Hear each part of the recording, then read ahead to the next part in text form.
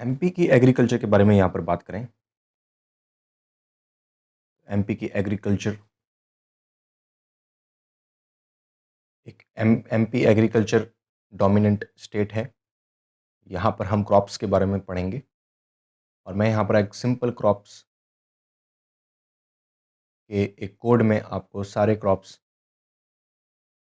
याद करा दूंगा। तो यहाँ पर सी से हम लिखेंगे कमर्शियल क्रॉप्स, इसमें cotton and sugar cane important है। और यहाँ पर आर से राइस, ऑयल सीड्स वाली crops, pulses, P for pulses and S for sorghums. Pulses में हम नंबर 1 हैं, शोरगुम में हम इम्पोर्टेंट प्लेस पे हैं। और यहाँ पर एक और आपको याद रखना पड़ेगा, that is wheat plus crops. ये कोड आप पहले वीट के बारे में देखते हैं, फिर इन सारे क्रॉप्स के बारे में देखेंगे। तो वीट के बारे में अगर मैं यहाँ पर बोलूँ तो 15% एंड 18%, ये दो फिगर आपको याद रखनी है, क्योंकि वीट एक इम्पॉर्टेंट क्रॉप है। सो 15% of the total production wheat का होता है।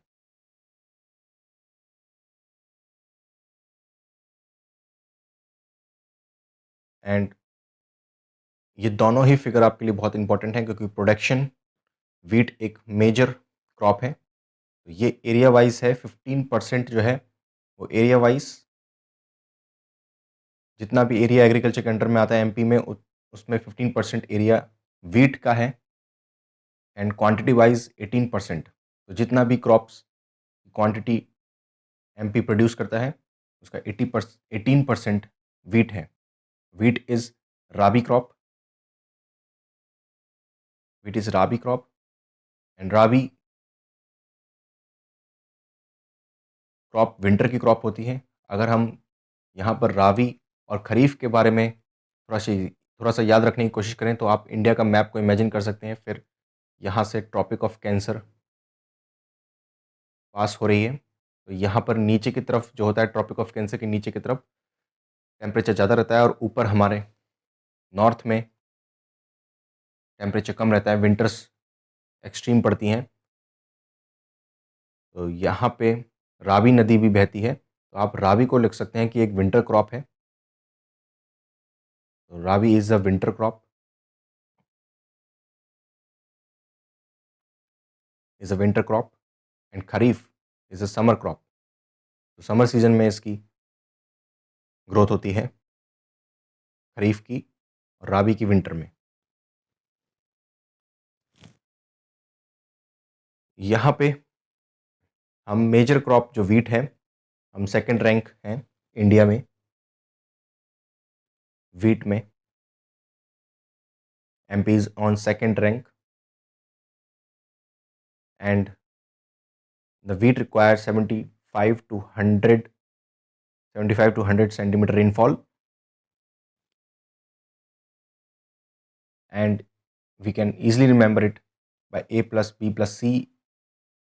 alluvial soil, black soil,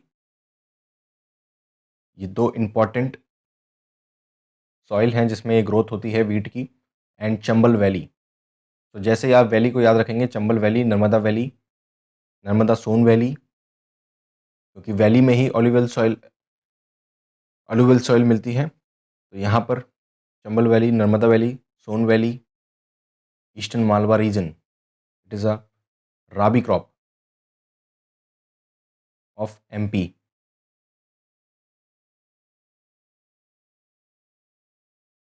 So this is important fact. And 50% of total irrigation area, MP में जितना भी इरिगेशन एरिया है उसका 50% एरिया पे वीट की उगाई होती है। यहाँ पर हम एक आउटलाइन मैप के थ्रू देखते हैं। यहाँ पर एमपी में एक आउटलाइन मैप के थ्रू देखते हैं कि ये जो रीजन है, ये नर्मदा वैली है, नर्मदा के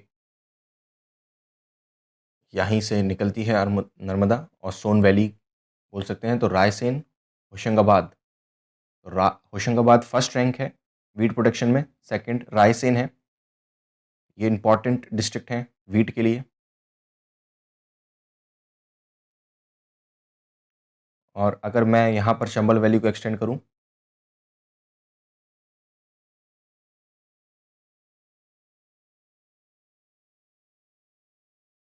तो उज्जैन यहाँ पर थर्ड रैंक पे है वीट के प्रोडक्शन में। एंड यहाँ पे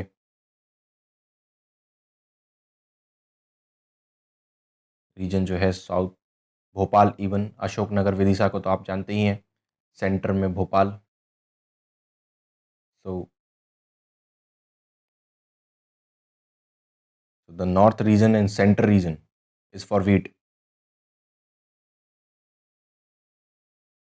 और सीहोर भी यहाँ पर इम्पॉर्टेंट है।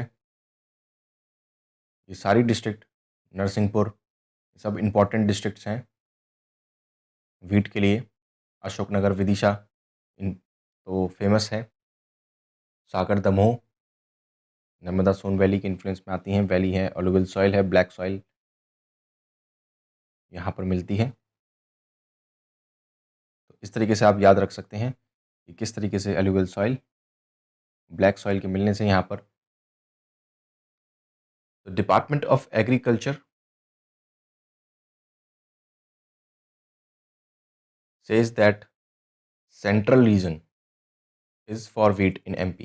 तो सेंटर की जो रीजन है, जिसमें सारी डिस्ट्रिक्ट्स आ रही हैं सेंटर में, जो मुरैना से लेकर पूरे होशंगाबाद तक, plus north region of wheat. तो central region of wheat and north reason.